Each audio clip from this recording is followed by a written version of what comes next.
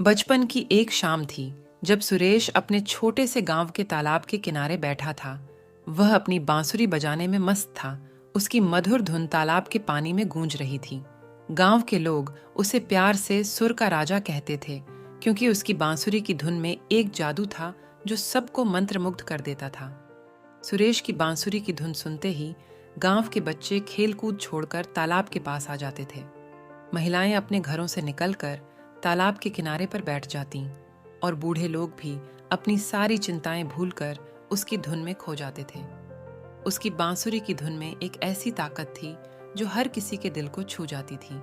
एक दिन गांव में एक संगीतकार आया।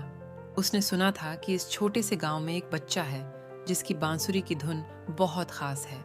वह सुरेश के पास गया और उसे बड़े शहर में आकर अपनी कला का प्रदर्शन करने के लिए कहा। सुरेश ने पहले मना किया, क्योंकि उसे अपने गांव और वहां के लोगों से बहुत प्यार था। लेकिन संगीतकार ने उसे समझाया कि उसकी कला को दुनिया देखेगी और सुनेगी, और इससे वह अपने गांव का नाम भी रोशन करेगा। सुरेश ने अपने माता पिता से बात की और उनके आशीर्वाद के साथ वह बड़े शहर की ओर निकल पड़ा। शहर में सुरेश ने कई संगीत प्रतियोगिताओं में भाग लिया और हर जगह अपनी बांसुरी की मधुर धुन से सबको मंत्रमुग्ध कर दिया। उसकी बांसुरी की धुन ने उसे शहर में भी मशहूर बना दिया। वह जहां भी जाता, लोग उसे सुनने के लिए इकट्ठा हो जाते थे। कुछ समय बाद सुरेश अपने गांव वापस आया। उसके पास अब ढेर सारे पुरस्कार और सम्मान थे, लेकिन सबसे बड़ा सम्मान उसके लिए अपने गांव वालों की मुस्कान थी।